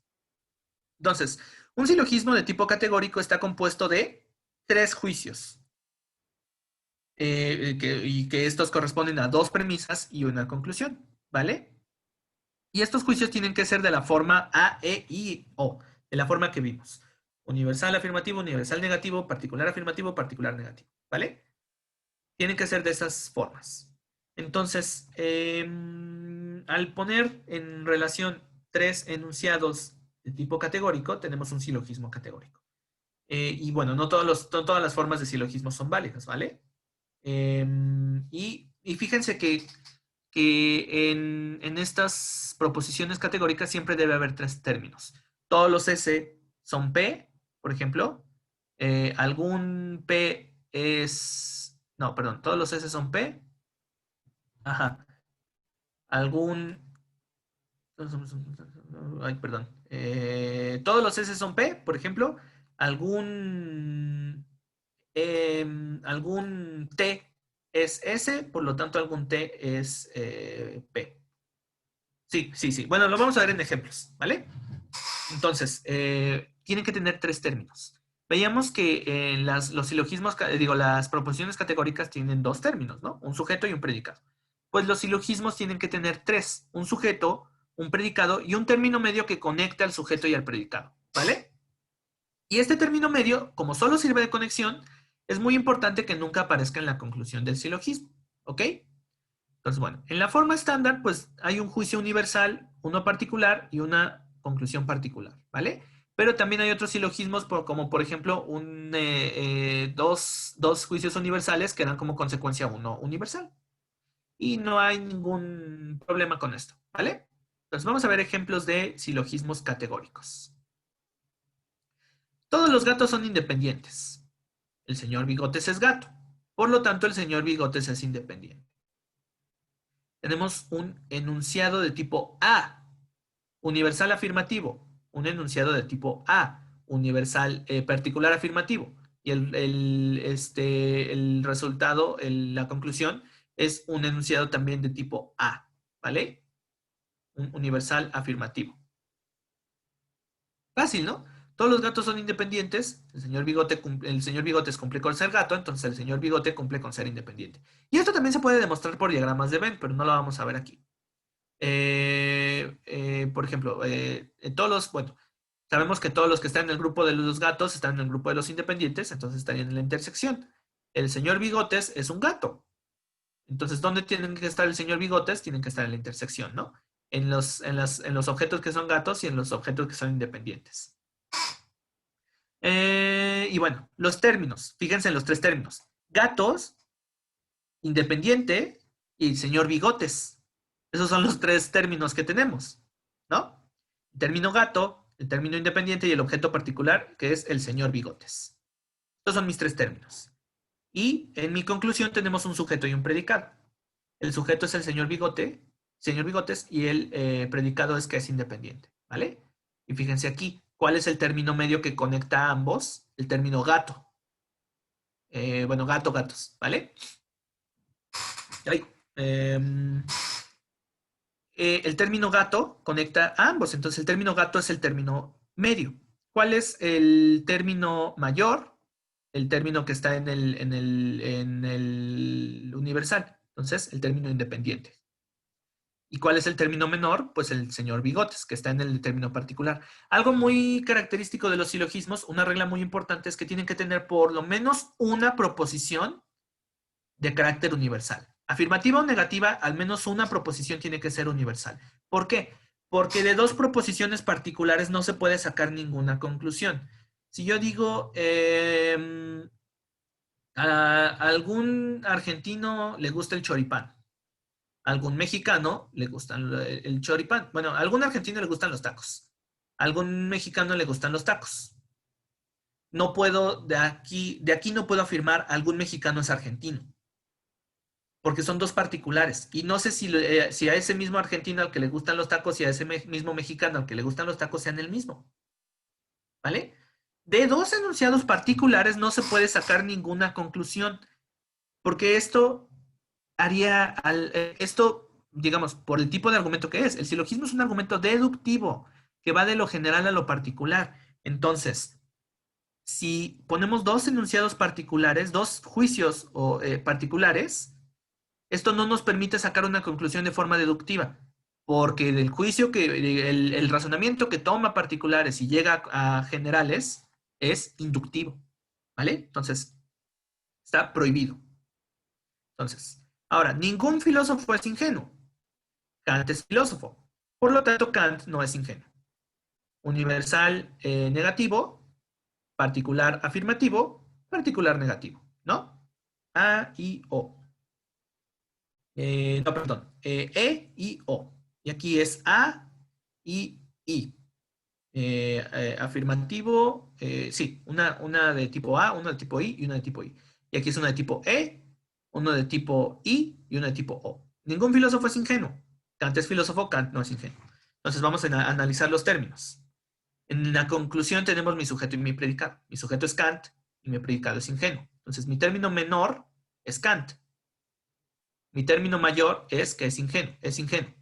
Y mi término medio, que conecta a ambos y aparece tanto en la primera premisa como en la segunda, es el término filósofo. ¿Ok?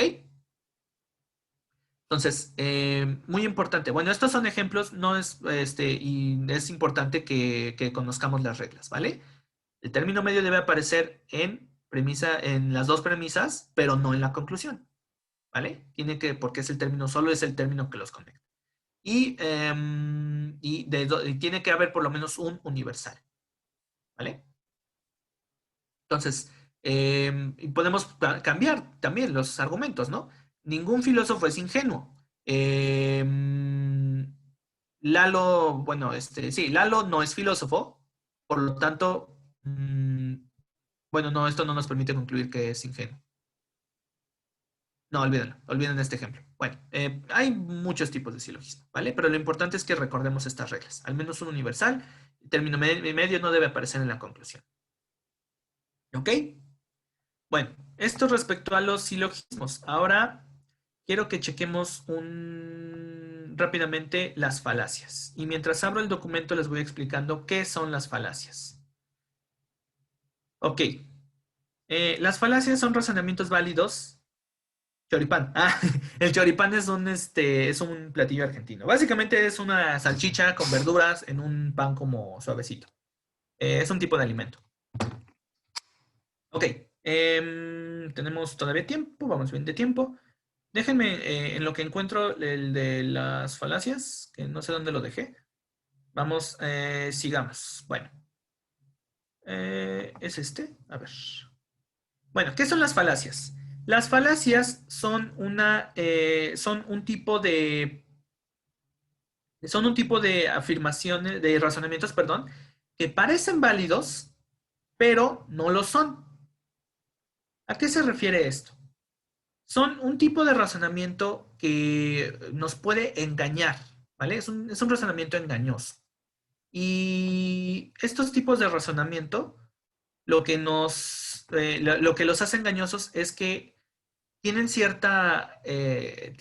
carácter psicológico, emocional, que hace que los aceptemos, pero no tiene relación lógica las premisas y la conclusión, ¿vale? Esto, bueno, sobre todo en el caso de las falacias llamadas no formales. ¿Por qué? Porque tenemos dos tipos de falacias, formales y no formales. Las falacias formales, pusimos algunos ejemplos, como cuando vimos las reglas de inferencia. Tenemos aquí la afirmación del consecuente o la negación del antecedente, ¿no? O sea, tienen que ver con una forma inválida de hacer una inferencia. Por otro lado, las falacias no formales no tienen tanto que ver con la forma de la inferencia, sino con su contenido, con el contenido de las proposiciones que se relacionan, el contenido de las premisas y el contenido de la conclusión, ¿vale? Creo que aquí lo tengo. Sí, aquí está, mi tabla de falacias. Perfecto. Entonces, bueno, dentro de las falacias informales tenemos dos tipos. Les voy a pasar un cuadrito donde viene esto ilustrado, un cuadro sináptico. Es más, lo voy a incluir en la presentación, no sé por qué no lo incluí. Ok, dentro de las falacias tenemos las falacias no formales. Y las falacias no formales se clasifican en falacias de ambigüedad, cuando usamos las palabras con significados engañosos, y de atinencia o irrelevancia, que son las que vamos a ver. Las falacias de atinencia e irrelevancia se dan cuando las premisas no sostienen la conclusión, cuando no son relevantes para la conclusión. La conexión que hay entre premisas y conclusión en las falacias de irrelevancia no es una conexión lógica. Puede ser una conexión quizás psicológica, que le dé cierto atractivo emocional al razonamiento y nos haga quizá aceptar la conclusión. Pero esto no es lógica, ¿vale? La relación no es lógica. Entonces vamos a ver ejemplos para ilustrar un poquito más esto. Vamos a ver pues, los ejemplos más relevantes de falacias de irrelevancia. Y la principal que se utiliza en los argumentos mal hechos es la falacia ad hominem o la falacia de ataque al argumentador. Es atacar a la persona y no al argumento, ¿vale? Ad hominem, atacar a la persona y no al argumento. Es decir, que en vez de centrarnos en lo que dice un debatiente en general, la persona con quien argumentamos, nos centramos en cómo es esa persona. La atacamos. Le decimos, atacamos su calidad moral, por ejemplo, o sus aspectos personales. Por ejemplo, yo no le voy a hacer caso a las feministas porque todas son punks. Yo no le voy a hacer caso a los punks porque no se bañan. Yo no le voy a hacer caso a los filósofos porque son unos hippies. No le voy a hacer caso a mi mamá porque me cae mal. No le voy a hacer caso a mi hermano porque es menor que yo, etcétera, etcétera, ¿no? Esto no tiene nada que ver con las afirmaciones que hace la persona. Más bien es un ataque a sus características, ¿vale? Ya sean morales, por ejemplo, decir, no le voy a hacer caso a estas afirmaciones porque esta persona es mala. Eh, o aspectos personales, no le voy a hacer caso a esta persona porque es alta, chaparra, porque tiene cierta nacionalidad, porque pertenece a cierto grupo étnico, yo qué sé. Es distraer, digamos, evadir el argumento y atacar a la persona. Y esto se da mucho en política, por ejemplo, ¿no? Cierto candidato está muy viejo, entonces todo lo que diga es estúpido. Cierto candidato es un niño rico, por lo tanto todo lo que diga es inválido. Cierto candidato es un norteño loco que le quiere cortar las manos a las personas, entonces todo lo que diga es inválido. Vamos, no es que sea inválido o injustificable cortarle las manos a las personas, bueno, más bien, la falacia no se basa en el propio argumento, que es que a los delincuentes se les debe cortar las manos. Por cierto, esto es algo que dijo el Bronco en el debate presidencial, el gobernador de Nuevo León.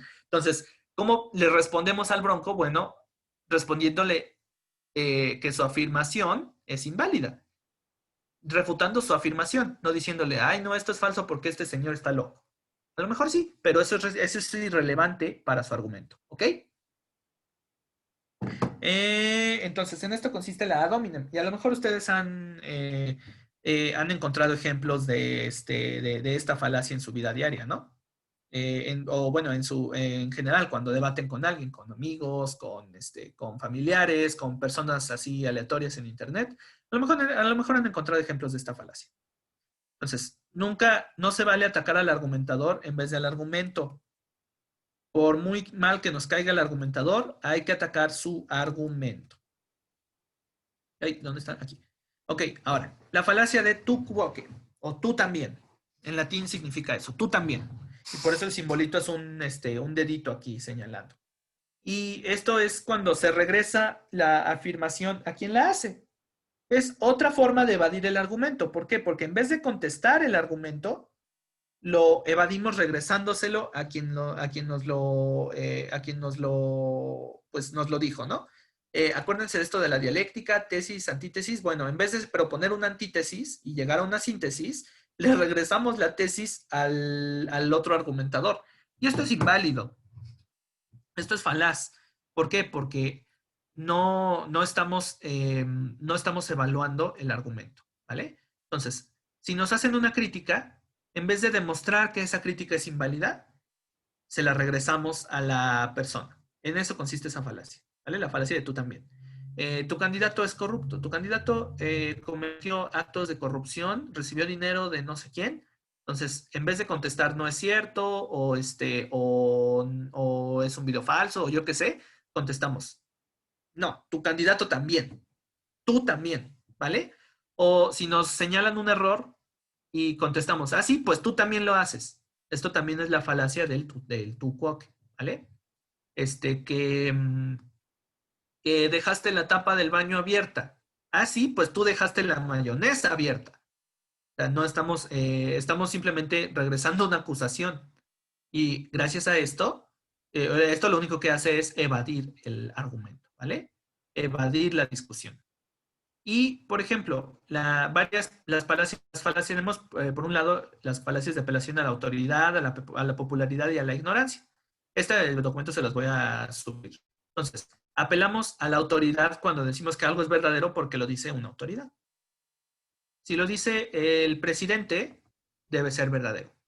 Si lo dice la oposición, debe ser verdadero. Pues no, por mucha autoridad que tengan se pueden equivocar, ¿no? Y además, lo más importante, esto no tiene relevancia lógica. La autoridad de una persona no tiene relevancia lógica sobre la estructura de su argumento, ¿vale? Esto les digo, por eso son falacias de irrelevancia. No tienen que ver con la lógica, tienen que ver con otros aspectos, como por ejemplo aspectos sociales, ¿no? La autoridad social que tenga una persona. Pero esto no tiene nada que ver con la verdad o falsedad o la validez de sus argumentos, validez o invalidez. La apelación a la popularidad es lo mismo, pero es cuando decimos que algo es verdadero solo porque es popular, porque mucha gente lo sostiene. Una creencia es verdadera solo porque mucha gente la sostiene. No, eso no tiene que ver con la lógica, con la validez del argumento, ¿no? Decir que es verdadero porque todos lo piensan, o es verdadero porque todo el grupo lo piensa. Esto es apelación a la popularidad.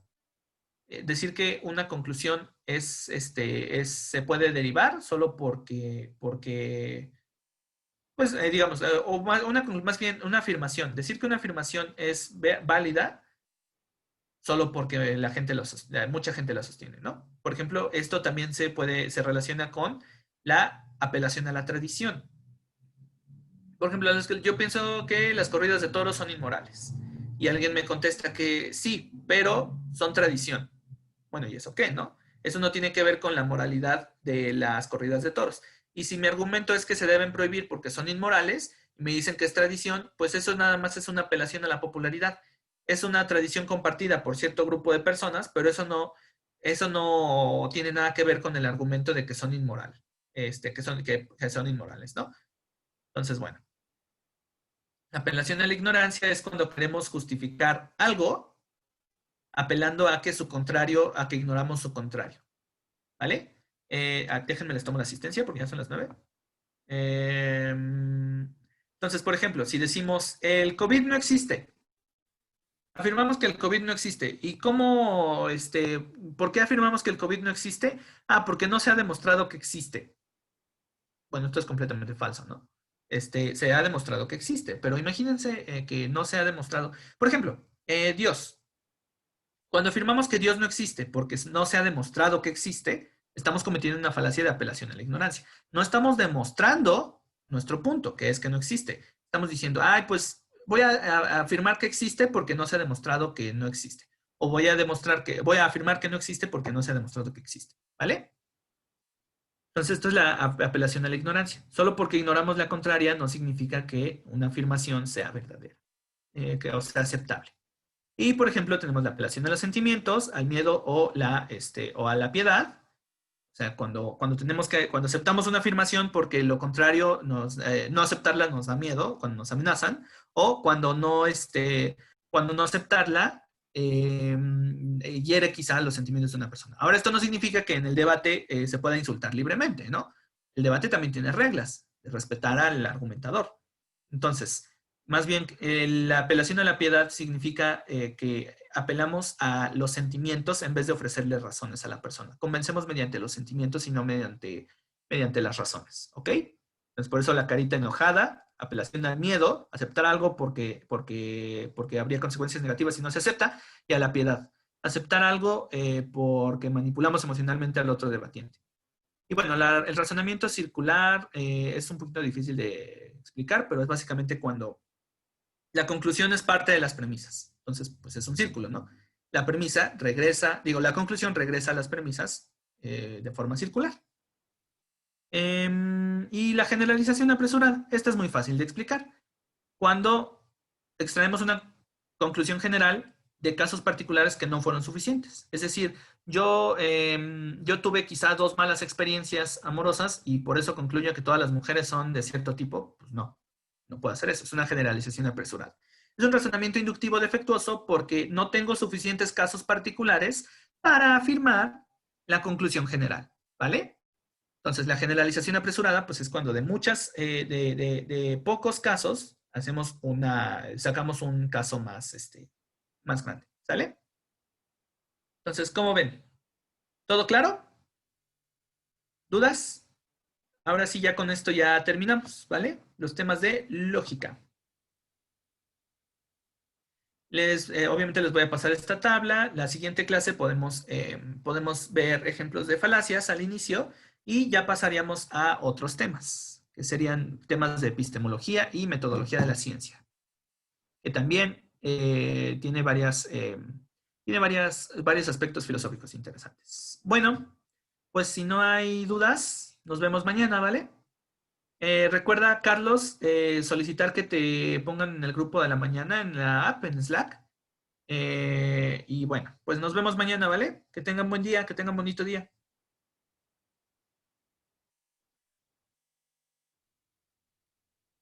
Hasta luego.